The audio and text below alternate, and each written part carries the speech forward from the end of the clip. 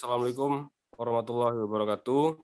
Kali ini kami dari mahasiswa peminat mata kuliah mesin konversi energi akan menjelaskan sebuah topik materi tentang energi alternatif, yaitu tenaga surya. Nah, adapun anggota kelompok kami yaitu beranggotakan yang pertama ada Patrick Dwi Cahyo, Anjas Pramudio, Andi Ramaputra, Bima Julianto, Yopi Kerin, dan Chandra Arisa Putra. Kemudian untuk pembahasan selanjutnya, materinya akan disampaikan oleh Saudara Andrio. Kepada Saudara Andrio, saya persilakan. Indonesia berada di Khatulistiwa dan merupakan negara kepulauan dengan 13.466 pulau. Pembangkit terpusat di Jawa dan Sumatera dengan kapasitas total 44,8 GW. Proyeksi pemanfaatan listrik tahun 2035 akan mencapai 903 TWh. Selanjutnya akan dijelaskan oleh Saudara Chandra Arif. Silakan. Selanjutnya adalah pembangkit listrik tenaga surya.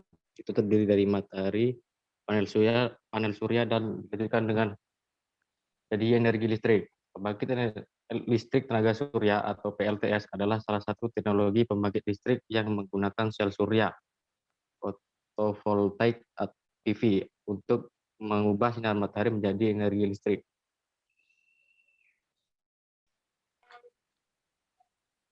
Oke, lanjut. Saudara Komarudin.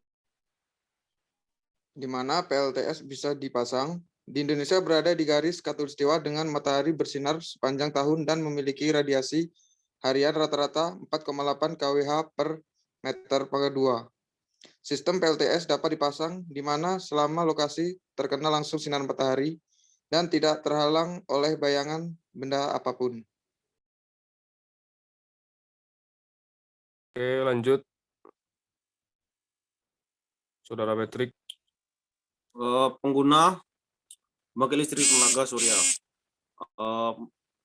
Penggunanya bisa kita lihat di sini dari gambar yang ada.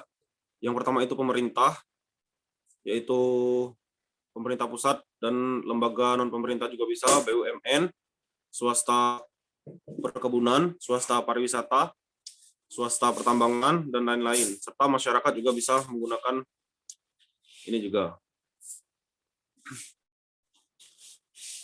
Indonesia berada di khatulistiwa di mana penyinaran matahari ada sepanjang tahun, ramah lingkungan dan tidak menghasilkan emisi atau polusi, dapat menghasilkan arus DC atau AC sesuai kebutuhan, memiliki bagian tidak bergerak sehingga memudahkan dan meminimalisir biaya pemeliharaan.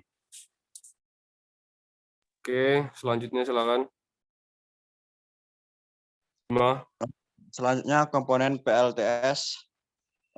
PLTS ini mempunyai komponen, ada beberapa dapat dilihat pada slide berikut.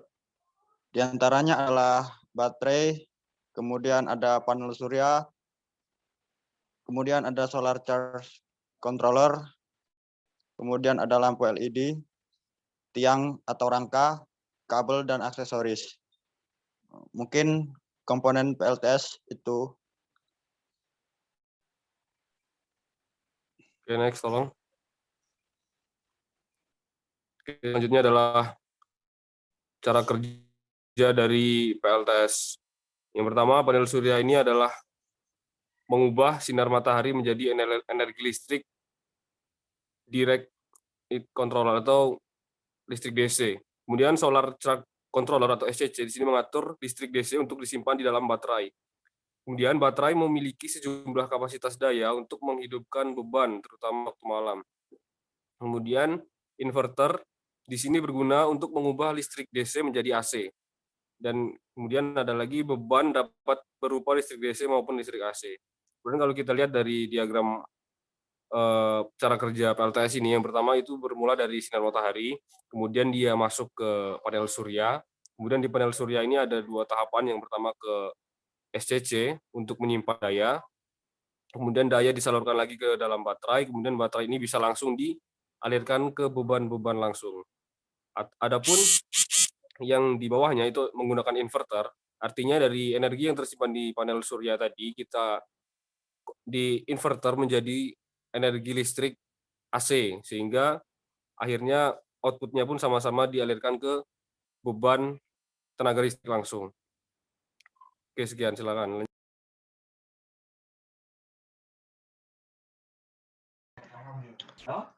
Lalu di sini untuk aplikasi PLTS atau pembangkit listrik tenaga surya itu bisa dilihat di sini memiliki 5 skala dan 3 skala dan 2 fase-fase. Yaitu untuk yang pertama yaitu skala yang besar itu lebih dari 1 megawatt. Untuk skala besar ini dipakai oleh PLTS megawatt on grid dan PLTS megawatt hybrid. Untuk skala menengah yaitu 1 kilowatt sampai 1 megawatt itu dipakai untuk komunal off grid dan komunal hybrid. Dan skala yang ketiga yaitu skala kecil itu kurang dari atau kecil dari 1 kilowatt. Itu biasanya dipakai di solar kit dan PJU atau penerangan jalan umum, SHS solar home system, dan warning light atau traffic light. Untuk fase-fase sosial dan umumnya yaitu yang pertama penjernihan air dan pompa air itu dipakai di sana, dan untuk aplikasi khususnya yaitu digunakan di puskesmas, BTS atau Base Transceiver Station, dan dipakai di lain-lainnya. Mungkin itu saja untuk penjelasan tentang pembangkit listrik tenaga surya dari kelompok mesin konversi energi. Kembali ke Anjas. Oke, sekian tadi dari pemaparan materi tentang energi alternatif dari kelompok kami. Tutup. Assalamualaikum warahmatullahi wabarakatuh.